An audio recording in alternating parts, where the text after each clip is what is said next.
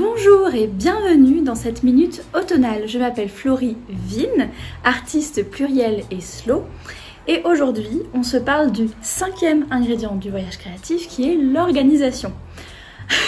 Alors je persévère à filmer ces vidéos voyage créatif avec un fond de nature, malgré le fait que depuis 2-3 jours il fait très moche, il fait très froid, il pleut. Mais je suis plutôt contente de moi parce que là du coup vous voyez un petit peu les arbres et la montagne avec le brouillard, c'est tout ce que j'aime dans l'automne. Ça donne envie de se rouler en boule dans un plaid et de lire un bon bouquin. Donc je suis contente de partager un peu cette ambiance avec vous pour cette vidéo. Donc, si on récapitule un petit peu les différents ingrédients du voyage créatif, on a eu les 3 premiers ingrédients, simplicité, introspection, inspiration, où on fait de l'exploration de soi, où on observe, où on réfléchit, où on fait de l'introspection, qui est plus effectivement dans l'observation et l'exploration, avec curiosité, sans jugement, etc. Et puis les 3 ingrédients finaux, qui sont beaucoup plus dans l'action, qu'on a commencé avec les ingrédients de création, où on rassemble tout ce qu'on a rassemblé, on en fait des idées qui nous sont propres, on rassemble ce qu'on veut vraiment, comment ça peut se présenter, on rêve, etc. Et une fois qu'on a un petit peu ce jardin intérieur qui est hyper florissant, qui part un petit peu dans tous les sens, qui est assez chaotique, parce qu'on a rassemblé plein de graines, on en a fait pousser plein, les plantes ont poussé un petit peu dans tous les sens, etc. Et on a vraiment enrichi avec l'étape de création notre jardin intérieur en élargissant le possible, en faisant travailler notre imaginaire. Et donc dans l'étape d'organisation, c'est le moment où on va un petit peu ancrer tout ça dans le réel.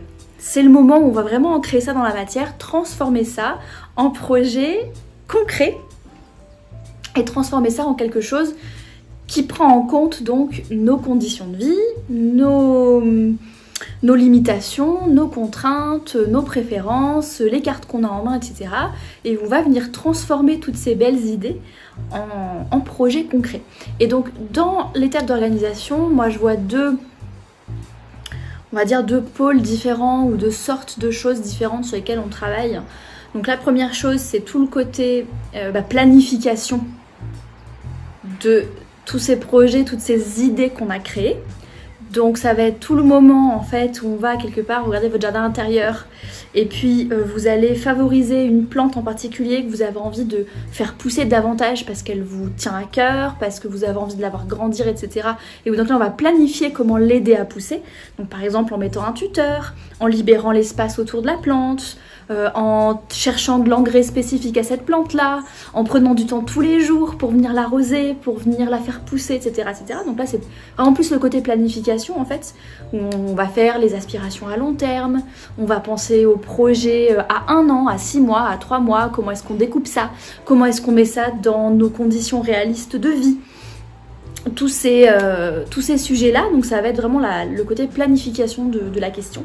Et un autre côté de l'ingrédient organisation, c'est le côté, qu'est-ce qu'on fait au quotidien? C'est-à-dire que quand on va venir dans notre jardin intérieur tous les matins, tous les jours, comment est-ce qu'on l'entretient en fait? Donc là ça va plus être le côté les habitudes, les routines, prendre l'habitude de venir enlever les mauvaises herbes dans notre imaginaire intérieur tous les jours, prendre l'habitude de constater s'il y a des plantes qui commencent à pousser qu'on n'a pas vues, donc constater un petit peu nos pensées et les croyances qui commencent à s'ancrer, voir si on y croit vraiment, si c'est nous qui avons planté cette graine, la routine d'aller arroser les différentes plantes, donc de pratiquer des pratiques créatives par exemple, évidemment toutes les routines autour de l'énergie, il y a un tag énergie sur floritailer.com si vous voulez aller voir ça, énergie sans les accents, E-N-E-R-G-I-E, où là on parle de tout ce qui est les différentes énergies de notre corps, donc on parle de manger, bouger, dormir, ralentir, l'opération MBDR, si vous connaissez mes podcasts, vous connaissez cette opération.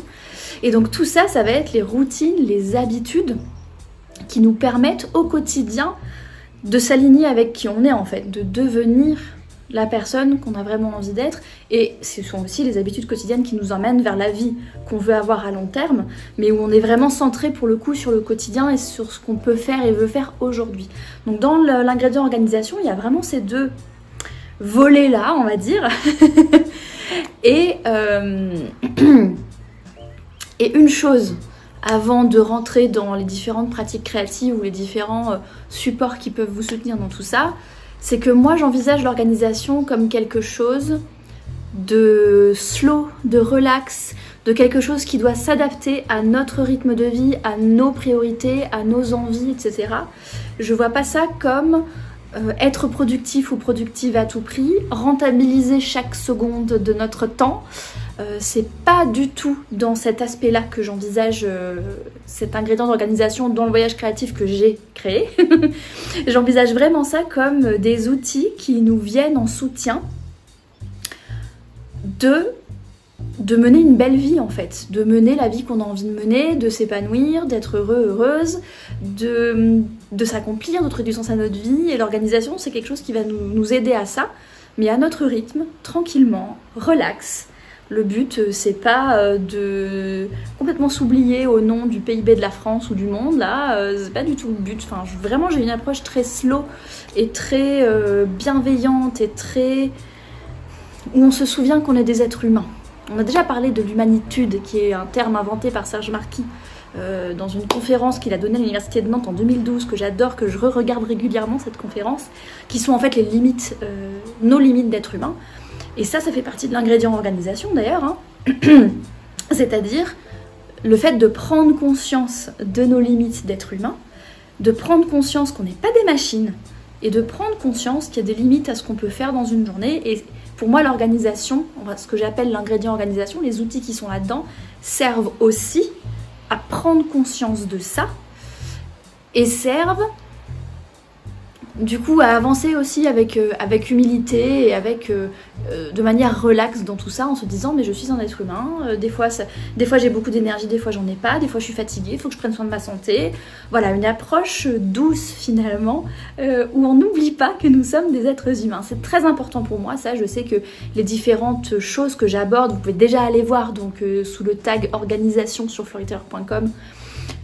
Vous pouvez déjà voir ce qui a été publié sur la question en article, en blog, et à l'époque où je mettais aussi mes vidéos YouTube, vous voyez des vidéos YouTube. Sinon, sur YouTube spécifiquement, il y a la playlist Café Serré qui parle de sujets d'organisation et de choses comme ça. Mais les choses que j'aborde peuvent être utilisées parfois sous des angles. On se parle de getting things done, on se parle de liste de tâches, on se parle de bullet journal, on se parle de choses comme ça. J'adore, hein. On aura plein d'occasions de se reparler de bullet journal, j'adore ça. Mais dans le cadre de comment moi je vois les choses et comment moi je vis les choses, c'est vraiment avec douceur, en prenant conscience de notre humanité, et que ça devienne en fait quelque part que notre organisation, ce soit une structure aussi flexible qu'on le souhaite ou aussi rigide qu'on le souhaite. C'est apporter une mesure d'organisation dans notre vie, mais c'est à vous, à nous, chacun, de choisir quelle mesure on veut mettre. On n'est pas dans la productivité à tout prix, on n'est pas dans la rentabilité du temps à tout prix, on n'est pas dans rentabiliser chaque minute de notre temps, c'est pas du tout comme ça que je vois les choses. Et c'est à vous de choisir en fait cet équilibre entre le côté planification et le côté écouter son intuition et suivre ce qu'on a envie sur le moment. On revient à cette idée d'équilibre, de trouver son juste rythme. Donc il y a beaucoup de slow dans cet ingrédient organisation. Personnellement, j'ai commencé à m'organiser en 2016 quand j'ai quitté mon emploi. Enfin, j'étais déjà organisée avant, mais j'ai commencé à vraiment m'intéresser aux outils d'organisation, aux routines, aux habitudes, aux bullet journal, aux applications de gestion de projet, etc. Quand j'ai quitté mon emploi, parce que je me suis lancée en tant qu'indépendante, avec une activité freelance en com d'un côté, une activité indépendante d'artiste de l'autre, le contenu Floriteller au milieu de tout ça. Donc vous imaginez bien que ça nécessitait une certaine organisation pour pouvoir justement faire pousser les plantes que je veux dans mon jardin intérieur et dans mes projets de vie. Donc j'ai commencé à m'intéresser à tout ce monde-là à cette époque-là. Je me suis intéressée au Miracle Morning, j'ai déjà fait une vidéo sur le sujet, je me suis intéressée au bullet journal, je me suis intéressée à l'organisation numérique et aux applications de gestion de tâches. J'ai sur floriteller.com/ressources avec un S, R-E-2-S-O-U-R, CES. Il y a un PDF gratuit sur l'organisation numérique, il y a plusieurs PDF gratuits sur la prise de bonnes habitudes, sur la ligne essentielle des habitudes de base quand on est très occupé. Enfin, allez voir la page ressources parce qu'il y a pas mal de guides gratuits autour de l'organisation, des habitudes, des outils de planification, ce genre de choses. Parce que je m'y suis beaucoup intéressée il y a quelques années quand j'ai vraiment finalement établi ma propre structure et que j'ai appris à me connaître. Et c'est ce qui m'a aidé à vraiment avancer dans mes projets. C'est comme ça que j'ai pu avoir mes premières nouvelles de publier, que là j'ai un roman qui est en soumission chez les éditeurs, j'ai un deuxième roman qui est écrit en cours de correction, un troisième roman qui est en cours d'écriture, que j'ai lancé 2 podcasts, il y en a un des 2 Simplicité que je n'anime plus, mais j'ai lancé en 2017 2 podcasts, j'ai refait tout mon site pour créer floryteller.com, j'ai lancé ma chaîne YouTube fin 2018, voilà, donc j'ai vraiment accompli beaucoup de choses, et d'ailleurs ça fait du bien de faire des listes de victoires, pas seulement faire des listes de tâches, petite parenthèse, parce que ça permet de prendre confiance en soi et de cultiver une bonne relation avec soi-même. Donc faisons des listes de, de victoires. Mais voilà, j'ai accompli beaucoup de choses ces 4 dernières années et je pense que c'est en grande partie grâce à tous ces outils d'organisation que j'ai adaptés à moi-même. Et donc je vais terminer là-dessus avant de passer aux idées de pratiques créatives. C'est que ce que je vous invite à faire, alors c'est un peu comme tous les ingrédients, mais là c'est particulièrement important, c'est de ne pas appliquer une recette magique d'organisation, mais plutôt de venir piocher, utiliser ce que vous avez appris dans l'ingrédient inspiration pour venir puiser dans ce qui existe, les différentes méthodes, les différents outils, les différentes apps, les différentes techniques, pour tester, expérimenter, faire passer à l'action et vous rendre compte de ce qui vous convient à vous, vous rendre compte de ce qui vous plaît à vous et de ce qui fonctionne pour vous dans votre vie.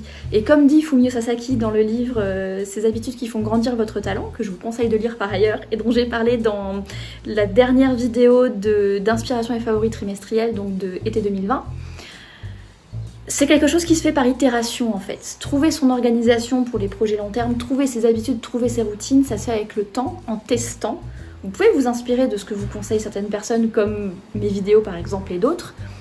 Mais ce que je vous invite à faire, c'est à vous l'approprier en fait. Testez, voyez ce qui marche et ce qui ne marche pas pour vous et faites-vous confiance.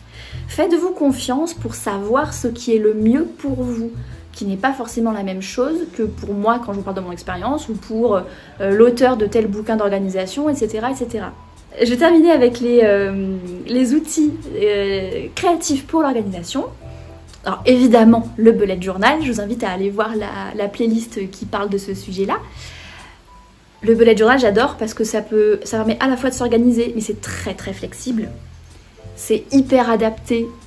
Enfin, vous pouvez l'adapter à vos besoins en fait, et vous pouvez y ajouter une mesure de créativité en fonction de ce qui vous plaît, ne serait-ce qu'avec des collages et des tampons, hein. Vous n'avez pas besoin d'avoir des talents artistiques, quels qu'ils soient. Donc j'adore cet outil-là pour tout ce qui est organisation, et après il y a tous les outils de liste. Et vous pouvez en fait utiliser des outils de visualisation aussi, outils de visualisation à partir desquels vous listez les étapes, vous listez les obstacles, et vous transformez la vision en plan concret. Donc tous les outils de visualisation, on en reparlera plus en détail parce qu'il y a plein de manières de visualiser là où on en est et là où on veut en être. Mais voilà, 2 petits outils créatifs qui peuvent être sympas pour l'ingrédient organisation, le bullet journal et les outils de visualisation. Je vais vous laisser là pour aujourd'hui. J'espère qu'on entend la pluie, c'est super agréable. Je vous souhaite une belle journée, une excellente soirée et à demain!